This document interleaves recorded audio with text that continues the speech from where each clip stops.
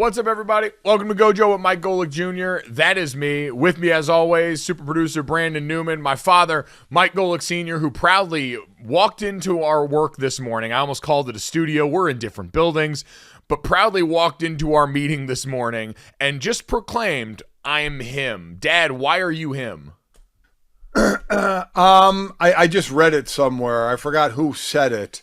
Oh, I think it was. I had just watched the podcast where Carl Anthony Towns basically said, he changed the game of basketball. I know we're going to get into that. It had just come off of that, and I thought of the old "I am him" saying, and that's what I thought of. It had nothing to do with me, by any chance. I was too busy watching the U.S. Open, where a lot of guys were him yesterday. I was so bummed out at what went on in that golf course. I know you were there, so I want to hear how your experience was. Yeah, we got plenty to get into, man. You can apparently just say anything into a microphone and people are forced to listen to it, which is what we do here every day. We got a great show for you. Download, subscribe, rate, review, leave us a 5-star rating. Check us out on the DraftKings YouTube channel and live here on DraftKingsNetwork.com and Samsung TV Plus, 10 to 11 a.m. Eastern. We are going to get into a championship celebration and a parade that may have actually unlocked the NBA's worst nightmare. What went down in CONCACAF last night, a little bit of USA arse kicking, and of course, though, Dad, what we had at the U.S. Open yesterday. You mentioned it. Golf is so interesting because the course is in its own way the opponent, right? Technically, these golfers are absolutely competing against each other, but the course is the thing that you're up against. It's what each guy is individually trying to battle against. And yesterday we had, by pretty much whatever metric you want, the easiest opening round of a U.S. Open in the tournament's modern history here. Rickie Fowler, for about a half hour, stood alone, setting a U.S. Open record, shooting a low round 62, before Xander Schauffele just joined him atop that, Dad. In the lead up to this, since 1983, there had been 6,648 rounds played in U.S. Opens, and 162 had been shot. You had 2 yesterday. It was absolutely insane. And Dad, I know you were among the chorus of a lot of people that were upset at how easy this golf course played. And it's amazing. And there's part of me that feels bad because we sit here and watch sports. When we watch a football game, we want to see great play. A basketball game, great play. Hockey, great play. Tennis, you want to see spectacular play. And I'd imagine a lot of people want to see great play in golf. But it's the one sport where I sit there in these, like the U.S., especially the U.S. Open and the British, the Open, I should say. The U.S. Open and the Open, where in the Open, I want to see wind and rain, on whatever course the Open is being played on. U.S. Open, I want to hear how tough the rough is, like we supposedly heard for this one. And I want to see all these players brought down to our level. I don't know why. I don't know why. I feel bad maybe doing that, wishing bad play. You saw some hit it from one rough to another rough. But we had 56 players shoot even or better. 2 hole-in-ones as well. I mean, and the weather, whatever the marine layer, as the broadcast kept talking about the marine layer, how many people had to Google that to figure out what the hell marine layer was? But whatever it was, it added, as part of the weather that added to what this round was going to be, and for players to take advantage of it, because we know pin placement, wind, all that is going to change over the next few days, and maybe this course will become a little bit harder than it was yesterday. You know what? In like the cross-sport comparison, I think people's frustration, this is golf's U.S. National Championship, right? So we want to put on a good face for this. Los Angeles hasn't hosted the U.S. Open in 75 years, and so I'm sure there's some sensitivity there. But in general, this is supposed to be one of the big bads, like you said. And when you roll out and all of a sudden, honestly, to make it personal, you get the Alabama Notre Dame 2012 National Championship or the TCU Georgia National Championship from this last year in this opening round where oh, I was expecting some resistance here, and instead these guys go out here and get to absolutely treat this like it's pre-practice warm-up. There is a little bit of disappointment that's understandable there, even if it does feel kind of sadistic that we all want to see these dudes just miserable out there on the course.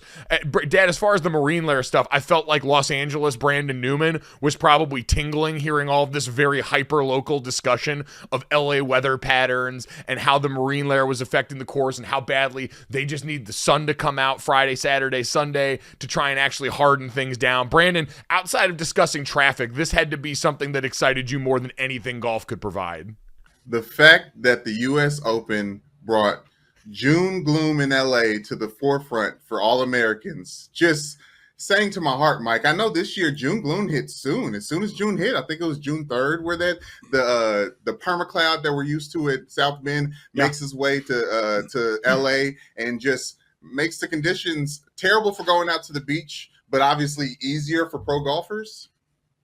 Yeah, that's the one thing I could say is I being there. So I got to go there yesterday and walk the course a little bit, check out the events. You could see, number one, like, I know it played easy yesterday, super wide open course. They talked about how wide the fairways are. You've got a lot of space to operate, but man, what a long course. Walking along some of the holes, trying to check out some of those groups, followed around Rory and Brooks's group for a little bit. You're going to get your steps in. So there's definitely no struggle for length here. But like you said, with how well the weather was, because it was a great day. Like for me, I'm a big fat sweater. And so the cloud cover we had and a little bit of a breeze was music to my ears. I was loving it. Apparently so were the golfers. But it did make for very understandably good circumstance because it was great for us watching, which meant it was even better for those guys playing. Yeah, no heat and humidity. By the way, a marine layer is an air mass that develops over the surface of a large body of water in the presence of a temperature inversion. The inversion itself usually initiated by the cooling effect of the water on the surface layer of an otherwise warm air mass. See, this is one of those things where you read the definition and I'm even more confused. I don't know what any of that means, but that term kept getting brought up. And I swear, I still thought it was going to be hard because, as I mentioned, you had a 628-yard hole. You had a 254-yard par 3, which, by the way, guys were using irons to reach. And they said over the weekend or the next few days, this could be as long as a 290-yard par 3 or as short as a 220-yard par 3. But as you mentioned, the fairways were open, so hit them, you got a good approach. If you got into the rough, you were in a lot of trouble because you guys saw people getting into some horrific rough and they try and hit out of it and they'd hit it about 10 feet and land in same said rough. So that was stuff I was sitting there watching and going, yeah, now you look like us, feeling bad as I'm wishing bad upon others. But seeing some of the play was incredible. Nobody expected 8 under, especially by 2 players after round 1. So let's see where this thing goes. Let's see if the course gets tougher or if this is going to be, a U.S. Open scoring for the ages event. Yeah, I saw Michael Eaves on SportsCenter last night saying that he anticipates and has heard rumblings that the yardages could get messed with, that certainly pin placement's going to get played with. But, Dad, overall, being there yesterday, I don't know how many golf events that you've been to. This is the 3rd one that I've gone to.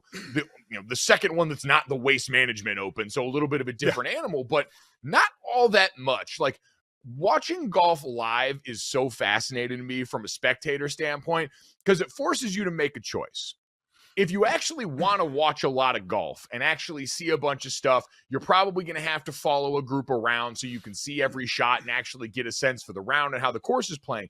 It forces you to choose between either being an endurance athlete to do that and actually consume the sport that way, or you get to treat it like a festival where you just park yourself on one hole, go and grab a bunch of beers. I saw a dude passed out by the second green on the ground, taking a load off and closing his eyes. The rest of it can operate like a festival. It's incredible. No other sport, I feel like, really asks you to make that choice in the same way. Like, you can get the same sort of festival feel going and pumping beers and food at a baseball game or a football game, but you don't have to log. Like, I got my 10,000 steps in easy yesterday trying to move around the course, and I didn't follow a group half as dutifully as some of these other fans did. It's insane. So I was just going to say, what did you choose? Because I've been to a couple, and for the most part, Now, there are three options. If you have a tent available to you through a company, where you can just sit in there and booze it up and just watch. But as far as walking around the course or staying in one spot, I actually stayed in one spot and kind of watched because the walking seemed daunting to me. But, staying in one spot, you're going to get to see more golfers, but you're going to get them all hitting the same shot, as opposed to walking around where now you're going to see basically three golfers hitting different shots. So you're right. It's pick your poison. What poison did you pick, or did you kind of mix and match? Like a young college kid who doesn't know how to drink yet, I mixed a little bit of everything in there. And so was in a little tent. They call it a chalet, which is really fancy and made me feel very bougie. But you're right. We got a sliver in the middle of the 18th fairway. So we saw part of one shot and then nothing else. So I really felt like I had no idea what was going on. Then we walked for a little bit and it was cool to see, Brooks Koepka and Rory tee off and the simmering resentment on that tee box. But then once they teed off, it's like, all right, well, I didn't know what happened at the rest of that hole. And unless I wanted to be like a real baseball fan and put that little radio in my ear, I wasn't really going to have a sense for what was going on because the cell service was also trash out there. So it's a really unique experience.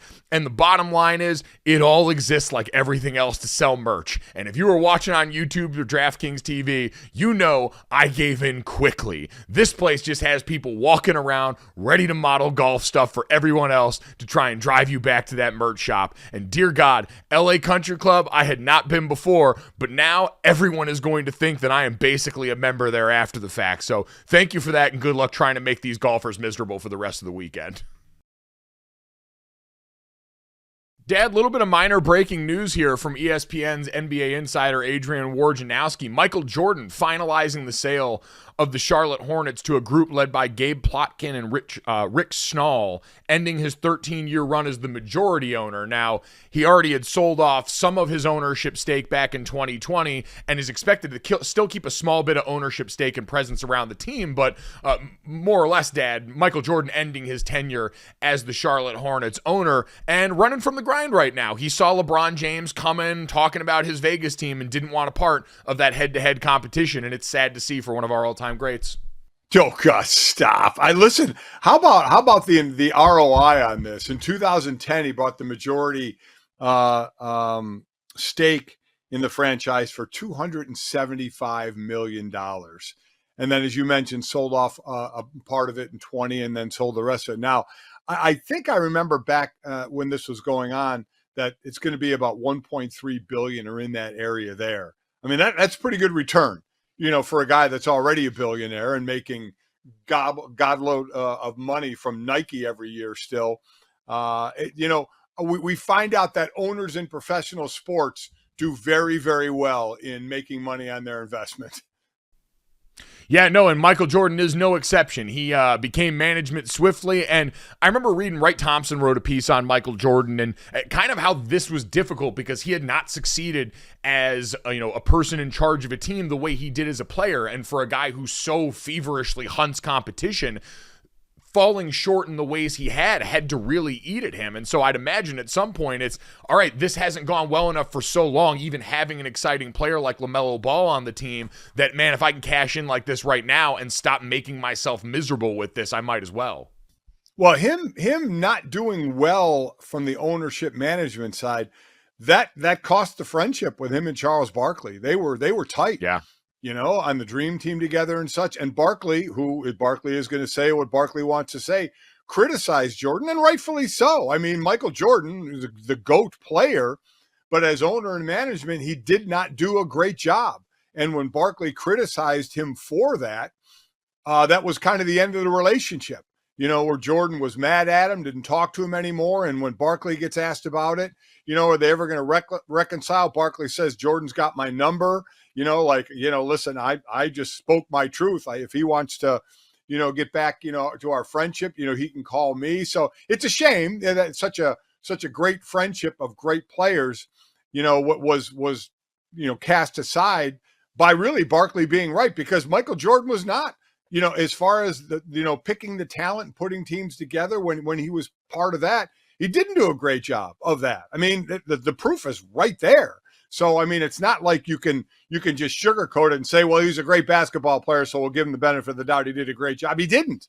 And Barkley, said that, and two guys that were great contemporaries, no longer really talk. Yeah, I mean, totally different skill set, so we shouldn't act overly surprised that you just couldn't will your way through being a great executive. It does bring up the LeBron James and Michael Jordan conversation, though, because we've heard LeBron openly thirsting for being a part of ownership with the team in Las Vegas. He makes no bones about that, basically publicly pointing at Adam Silver and saying, I got dibs on all of this. And the easy joke is there to make that LeBron's been GMing and acquiring talent for his entire career, more or less, and so he might be a little bit more suited walking into this next phase of his career, the way we've seen other former players in different sports be successful, but it's by no means the same skill set being applied one-to-one. Not even close. And it goes from management and ownership to coaching. We rarely see all-time great players become great coaches. You can count that on one hand. It's mostly the Midland players who had to know so much more of the game, that become the better coaches. And one other thing we're going to say is if LeBron James gets into majority ownership, he's going to pay a hell of a lot more than Michael Jordan did back in 2010 for majority ownership of a team. That's for sure. Yeah, I mean, that's also the other thing that we have to come to terms with is LeBron is not going to be the majority owner of whatever team that he's a part of, right? Like, this is going to much closer mimic what we've seen Tom Brady in Las Vegas doing with, the Aces there and now with the Raiders there, because you're right. That's the reason we had the NBA open up its doors to the potential for things like foreign sovereign investment funds to come in and pump money in this team, because the valuations are just too big for most people to get involved in without being a part of a group or without it just being some sort of minority stake. Like, yeah, LeBron James is pretty much a billionaire now as a player because of everything he's done off the field, but that's a lot different than some of the long money and some of the old money or some of the tech money that we see flood its way into the space now. So you wonder, if you have a minority ownership, will you be able to run the team? There's being a GM where that is your job. Are you going to be a minority owner and GM or sit right above the GM? I mean, Jordan was the majority owner of this. Tom Brady isn't going to be making decisions, for the partial teams he owns. Even the Raiders, it's not like, he's going to be doing the draft picks for them. So you wonder when LeBron gets into this, because he definitely will, how will he work it as to, will he actually have, or will he actually want power to manipulate rosters and things like that? Will he want to even do that, or will he want to just kind of be an owner, and with that, even a minority owner, kind of like Magic Johnson was with the Dodgers, certainly with the Lakers as well. You're kind of that face, right? You're the face of that program. So it'd be interesting if LeBron wants to do or wants to have the responsibility to make personnel decisions. I just need, whenever LeBron transitions into this, for it to go well enough to coax Jordan back in. Because I feel like if LeBron does well publicly and is the face of something that goes very well, Michael's not going to be able to help himself, right?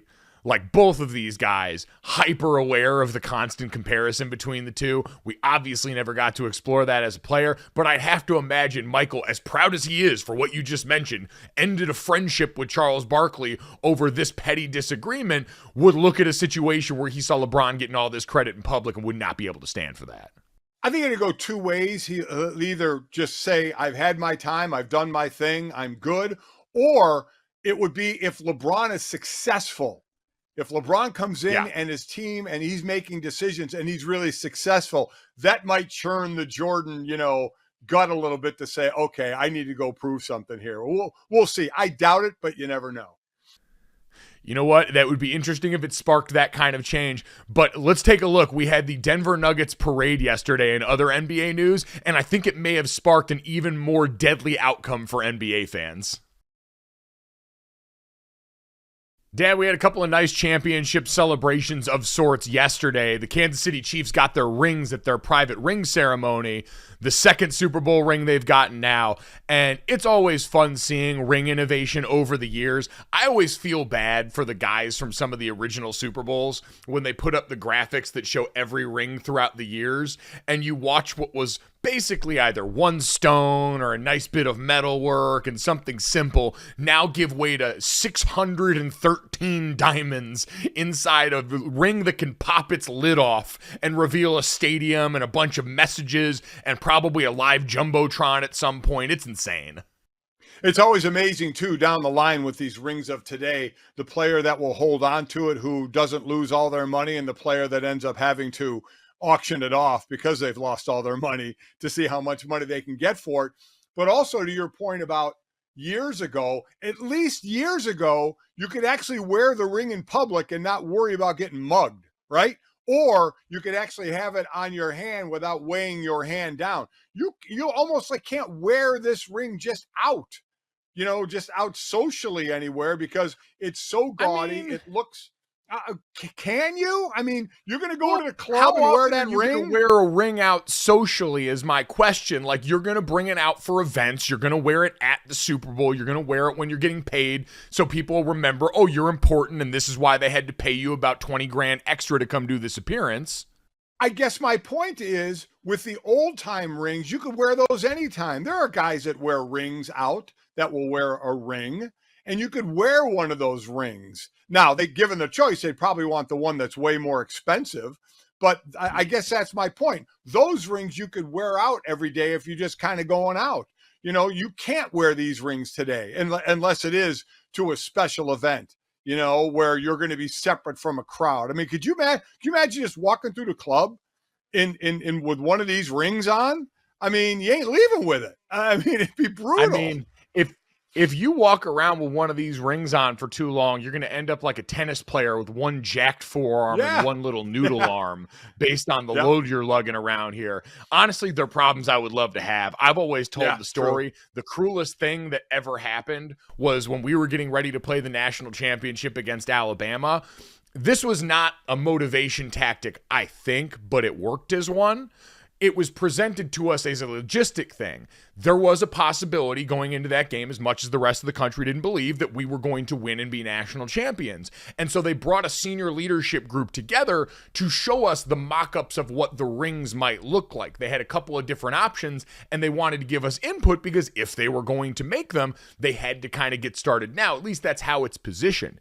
And they showed us pictures of what our national championship rings would have looked like. And I was in that room almost blind with the excitement. I immediately walked out of that room, went down to the weight room, started lifting more. It's as motivated as I had ever been in my life. And Dad, I could say assuredly, I'd have figured out spots to wear it in. I'd have figured out places that I could have made and created time to wear that thing in, because I have never loved anything more in my life than I loved the images of that ring on screen in front of me, and now it haunts me every day like the specter of a lost love.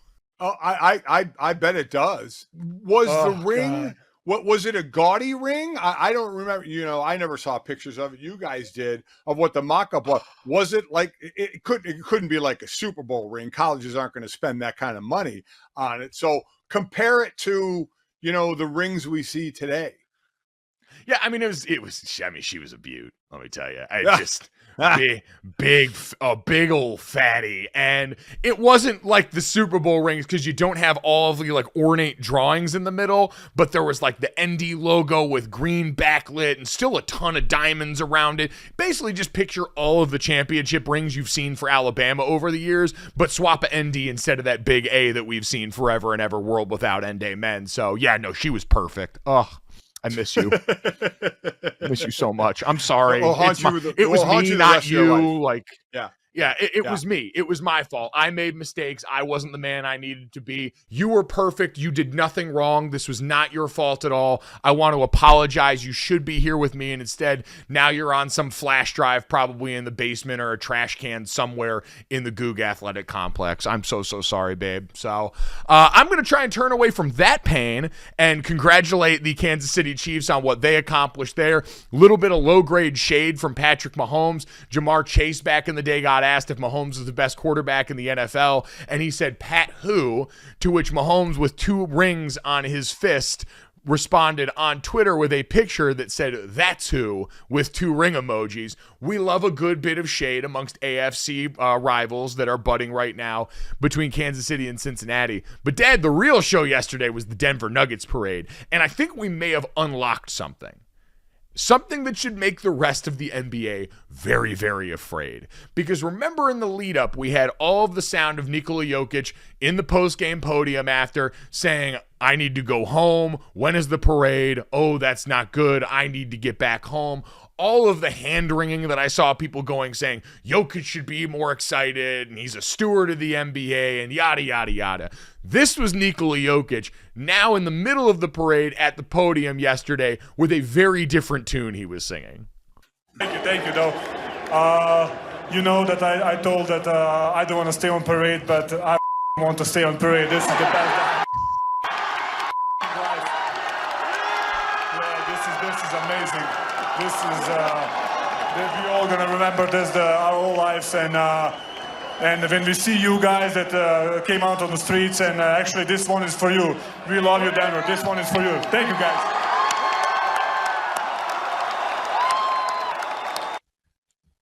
Dad, he looked the kind of happy you can't fake, which leads me to wonder this. Do we think Nikola Jokic understood what this victory parade actually was? Because we know the guy doesn't watch basketball when he's done playing, so chances are he's never seen the championship parade of any of these other NBA teams. He just goes and hangs out and gets drunk with the horses. So there's a chance he did not know that this was a giant party where he could get lit up with his friends.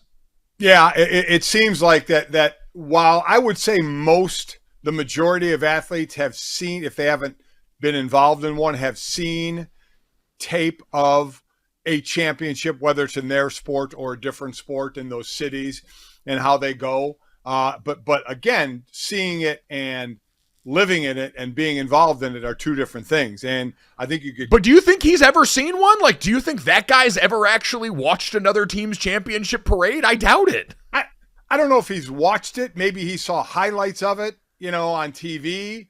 Maybe not, I don't know, but it is a guy that seemed to the thing about him is I think there are some athletes, and we know that, will say the right thing and do the right thing, in public. This guy's about the most pure out there, right? I mean, you saw that after they won the championship. He was physically bummed that there was going to be a parade. Right? I mean, and you don't see that. You normally a player would be like, "Oh my God, yeah, hell!" Even if they didn't feel that way, they would say, "Man, I'm looking forward to it." Joker is just so pure. He's like, "A parade? When? I just friggin' want to go home." I mean, he is just so honest about everything. You love the guy. Brings his little daughter everywhere. She's the cutest thing in the world. So yeah, I think he gets it. The turnout there was fantastic, and this is a city, that's had the Avalanche parade as well not too long ago. So I think he appreciated when you see all those fans show up. You understand, man, this not only means a lot to us as players and what we did on the court, but wow, does this mean a lot to this city? Yeah, well, and again, I don't think he had ever seen a parade like this in this city. All of that success, none of that was stuff that I think he internalized or knew about, which is why he was so bummed, because he probably thought that this was going to be some starchy thing and not, I get to get drunk inside of what looked like a military vehicle there and hang out with a bunch of my shirtless teammates and Mike Malone, who seemed like he was the drunkest girl at the party. This was Mike Malone in front of the microphone. This guy has been a beauty cutting wrestling promos ever since this game ended. Is Brucey B going anywhere? Hell no. Hell no. Hell no. Hey, we running this shit back. We running this shit back. Hell yeah. Come on. Get loud. Get loud. Get loud. Wow. You know, at most parties, like the goal is usually to not be the drunkest person. Like you don't want to wake up the next day and have a bunch of text messages from friends like, hey, are you good? Or I can't believe you said that. Or a bunch of missed calls from an ex. Michael Malone in a championship parade is the exception to that rule. He wanted to be the party starter and he succeeded in this one, Dad. It's amazing. We should have not be surprised for a guy that was as indignant about the way they were covered that of course he would take this moment to peacock in front of the congregation. Man, he let it go. There ain't no doubt about that. I don't know if he beat, and I don't know if there has been a star as much as what you just said, don't be that guy, as Tom Brady was after Tampa Bay won the Super Bowl, right? When he was kind of wobbling and had to be helped, and he's throwing the trophy around and stuff. He was that guy, but it was Tom Brady, so you didn't care. Malone all of a sudden starting to talk. Every time he talked, I was just kind of going, oh no, be careful what you say, because it sounded like he was lit. There's no doubt about it. And the other thing I would like to start to happen is before the parade, before the players address the crowd, or even, before it starts, on DraftKings Sportsbook, give odds on which players are going to do the entirety with their shirt off. Because it's just a matter of time, right? Before you're taking your shirt off. You got to have the bod for it. I've always said if I had an upper body that was worth anything, I would never wear a shirt. And I don't, so I'll always have a shirt on. But I love how quickly these guys take their shirts off. It's amazing. Yeah, championships all need, in the celebration, certain elements represented. You had Michael Malone occupying that Tom Brady-esque role of the guy that was drunk and going to be the one that initiated conversation. You had Jokic as the guy who figured out what a party was and was happy to be there. Bruce Brown, the aforementioned Bruce Brown, who is the free agent coming up this summer, who, if I'm him and hearing that from Michael Malone, I'm stepping to the mic and saying, all right, Stan, cut the check and let's do this and really get some public negotiation going. But yeah, he occupied the role of shirtless guy. It was all there. It was all very perfect. And like you said, Denver's shown they know how to celebrate a party. Dad, the biggest takeaway from me on this is it may have unlocked Nikola Jokic in a way that should scare people. Because before, like you said, this man is brutally honest that basketball is maybe not even the third or fourth most important thing in his life. Said as much in the interview with Malika Andrews that we saw. But now he's realized parade is fun. Drinking horses, I'm sure there was probably a horse or two there. He gets to drink beer with all his friends. It's a thing he actually likes. So before, we said the biggest advantage you had in Denver was Nikola Jokic didn't care about forcing your hand to do anything because he only cares about basketball but so much. But now he likes to party, and so if you've given him a goal, it's, hey, Nikola, if you win these NBA championships, you get to do this again. Now all of a sudden he may actually want this, and that should scare the hell out of a lot of people involved, that this man might actually be motivated on the basketball court now. It's still amazing to me that a team that was so I don't know if underrated is the right word, underviewed, under talked about, underwhelming to a lot of people. It's like, oh God, it's Denver that's going to be in this. And then looked so good and played so well that all of a sudden now, at least they are anyway, throwing out around the word dynasty and the potential. Hell yeah. And they're already the favorites going into next year's season, which isn't shocking, right? I mean, it's not shocking. They're the best team, and with the best chance, they already have their main pieces together. Now keep some of the ancillary parts together as well. What's to stop them from doing this a couple of more times? You know, they don't have any really of their main people as old players, so they could be around for a while. So we went from a team that kind of was didn't get talked about an awful lot in this way as the best team to now we may be the best team for a few years, and we may have a player that may be considered one of the great already's up there, the greatest big man of all time. So they have really kind of flipped the script here. They had been loading so much of this for so long that this was really the last piece they needed for Nikola Jokic to get the legitimacy in certain conversations. And now this team that had been knocking on the doorstep, that was almost like what Toronto was for years in the East before Kawhi Leonard came over and helped them lift the trophy. But obviously the way they've done it here and the potential longevity is so different. You're absolutely right. So congratulations to Denver and Kansas City for pulling that off.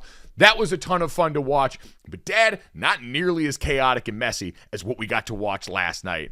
Team USA is giving us some piping hot tea and great mess in the world of international soccer. For anyone that missed it, this happened on a couple fronts yesterday. First off, Dad, I don't know if you saw this. Team USA beat Team Mexico in the CONCACAF Nations League semifinal last night. 3-0. 3-0. It was an absolute washing. You had Christian Pulisic, Captain America, score 2 goals in this game. He looked unlocked in a way that Chelsea fans are deeply, deeply regretful of based on what's gone on there lately. But man, it was a great game. Team USA has now beaten or tied Mexico 6 straight matches. According to ESPN Stats and Info, it's their longest stretch ever. But Dad, this game got ugly towards the end. In about the 80th minute, you had a Mexico player take a swipe at one of the legs of a Team USA player from behind, and that is when Weston McKennie cemented himself as an American hero, going in, shoving Team Mexico players over on their sideline, gets his jersey ripped. He's kissing the Team USA crest, looking at the crowd that's all throwing garbage at him. Dad, it was a deeply CONCACAF moment. This league has been kind of well known for chaos like this, but I think this is the best of what Team USA soccer can be, Dad. I think ultimately our lot in the international stage, we're like the Kentucky football of the SEC. We can keep it interesting. We're going to get to a bowl game every once in a while. We'll overachieve a little bit, but for the most part, we're probably not going to challenge a bunch of these European squads and what they're built with and what they're walking into the party with, but we can go out here and be a really good time, and last night was a really good time, especially going against a rival south of the border from us. 4 red cards given out, 2 for each team, so 2 of those 2 players will miss the finals game for U.S. The one thing I'll say is when the World Cup was the last men's World Cup, now the women's World Cup we're so looking forward to because our women can be dominant.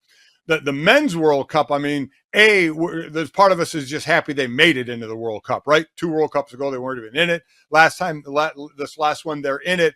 And every analyst that we had on talking about it kept pointing to 2026, saying that's our year, that's our year. That's when our young team is going to mature. They think our best chance, because I agree with your point, but there's part of me, because there are soccer analysts out there who are saying, watch out for 2026, man. That could be USA.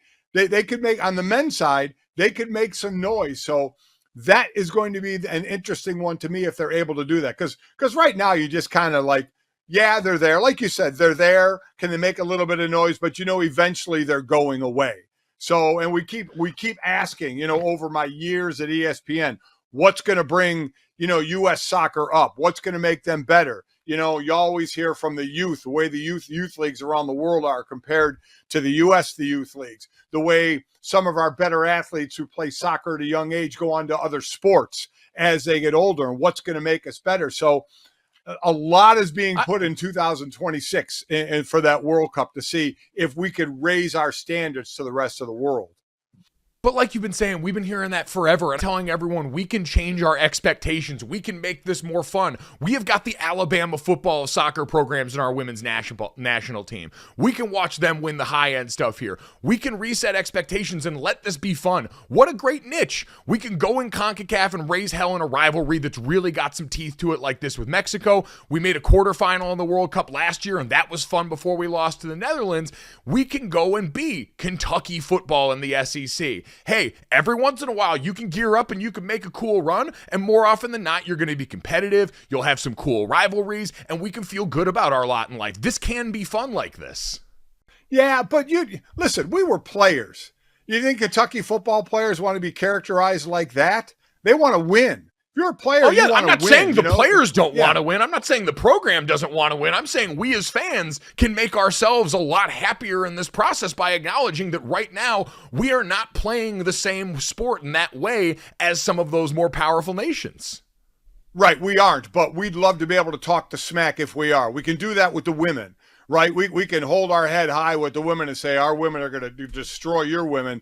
We'd like to say that about the men. I mean, I get what you're saying, but I, as a fan, I want more. I want U.S. to dominate in everything that we do. And right now we're not doing it on the men's side, and I don't know when or if we ever will. But, man, if we do, count me as a guy standing up on the highest fence talking a whole lot of smack.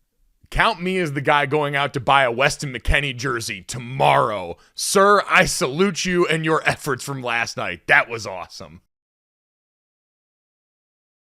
All right, Dad, time to finish this thing off the way that we always do. This, that, and the third. 3 quick stories to get you on and send you off into your day. As always, make sure you download, subscribe, rate, review, leave us a 5-star rating.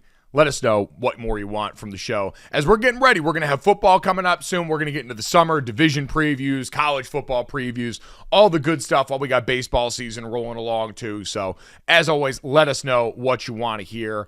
Dad, let's get this thing started with DeAndre Hopkins watch. It seems to be the one concrete NFL headline that we have to hold on. And by concrete, I mean just unsettled accounting, along with the running back problems. DeAndre Hopkins taking his visit over to New England to see Bill O'Brien, his old head coach from the Houston Texans, and see if there's anything there, but apparently left Tennessee with a financial offer from the Titans. And it's weird, Dad. We talked before about how much we thought teams like Buffalo, teams like Kansas City, if he wanted to go and be a winner, Cleveland with Deshaun Watson, who he played with in Houston, would all be part of the conversation. But it's really seemed to fall on Tennessee and New England. Do you think it's between these two teams for him ultimately?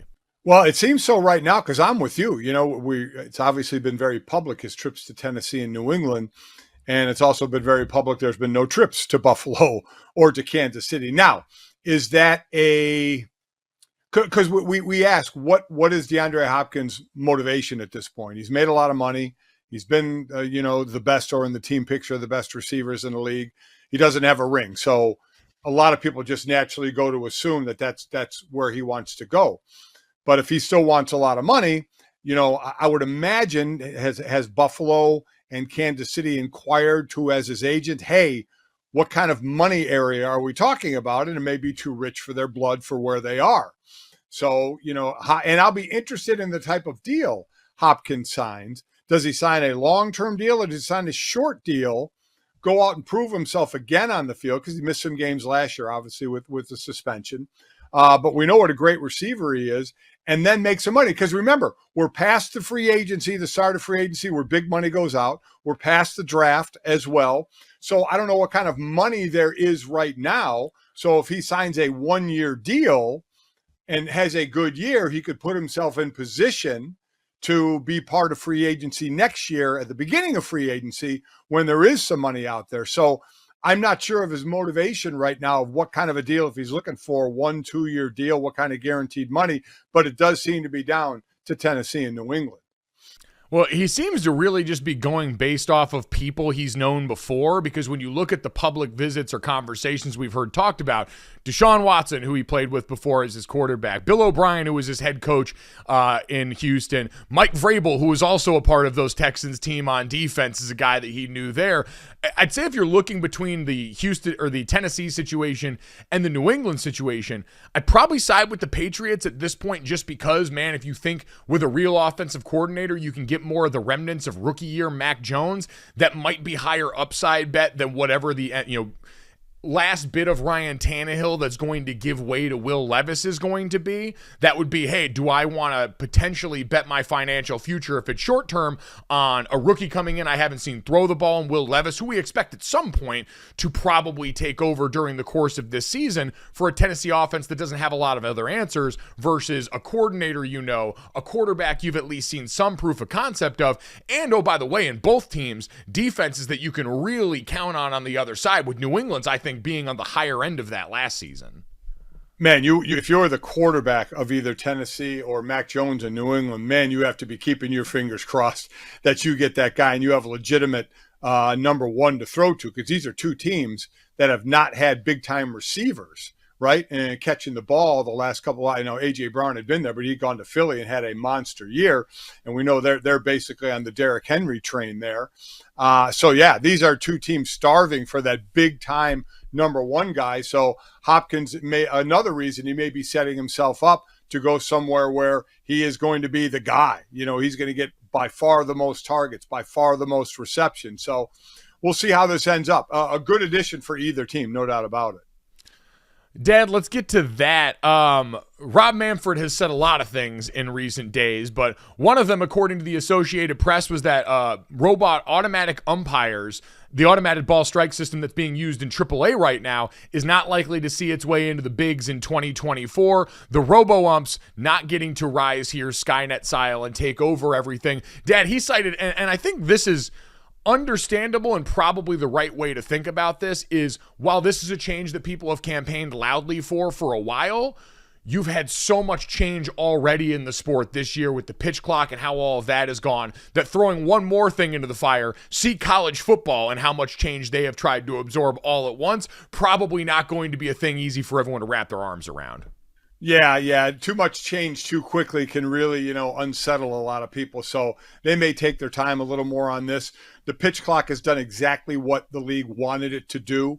We've seen games go from 3 hours and 5 minutes to 2 hours and 38 minutes. And while, when you look at it technically, that's 27 minutes. Doesn't seem like a long time, but it feels like a long time, doesn't it? It just feels like these baseball games are moving at such a better pace because they are. So I do like that, but that was a major, major change in baseball. So you're right. I don't know how quickly they want to do another change. Is this something you want to see? Because in officials in baseball, umpires in baseball are the ones I can't stand their actions the most. They seem like they want to so be part of the show and be part of the storyline that it just, as a former player, you want officials to be unseen unseen and unheard. You just make the calls and you don't want to be part of anything. Yet these guys are. Dad, bit of breaking news here. We got to call an audible on the fly for the third. Shams over at the Athletic and Stadium, Cranaria, just announced the NBA is suspending Grizzlies star Ja Morant for 25 games. Sources tell the Athletic and Stadium there. So Adam Silver making good on his promise to wait till after the finals and the celebration. 25 games for Ja Morant here. Does that number seem right to you? I'm stunned. I thought, considering it wasn't just the gun, waving the gun on Instagram, that he had even said, we've uncovered more things, and there were more things the last time as well. I'm somewhat shocked. I thought it was going to be at least half the year, if not a full year. So 25 games seems awfully light to me for a repeat offender and a guy who has had a list of things. Yeah, I think one of the interesting things is we had heard rumors, or I don't even know if these were reports or not, that Ja Morant had said, or someone from his camp had said, that it was a toy gun in the latest video, and that might have been a mitigating factor in how this was looked at by the NBA or the league. And so 25 games was a number. I had heard 17, I had heard 25 batted around. And listen, in an 82-game regular season, not an unsubstantial amount of games to be missed for the star of one team. Dad, I think always, and we heard Adam Silver kind of insinuate this the last time he spoke publicly during the finals, was this is going to be a lot more about how the NBA positions this as far as getting Ja Morant some consistent help in bettering himself. Clearly, none of this is behavior of a person who I think overall is in his best sorts. And so if the NBA PA publicly positions what Ja is going to be doing during this time period, as opposed to, hey, you're just going away for 25 games. So, and we'll see. Will the Players Association appeal this? I don't believe they did. Yeah. Because last time it was 8 games, right? And it was basically that went with time served as well, that he missed. So it is a jump up to 25 games. Again, I thought it would be more. And here's the other thing, Mike, and you know this. You could sit there and say he has to do this class, or he has to do that class, or he has to be part of this, or he can't come back until he meets with this person. Ain't nothing going to change until Ja Morant wants to change it, right? Not a thing is going to change until he makes a decision that he is going to change his actions that are getting him into trouble. Whether he agrees with it or not, he has to understand if he's going to play in this league, there are rules that he has to follow that he has not. So the decision has to come from him. It does, but if you're the NBA and the Players Association, it's in your best interest to try and at least lead that horse to water and get him to drink if you can. We'll have plenty more on that coming up. Have a great weekend. We'll talk to you Monday. Boom. Money in the Bank.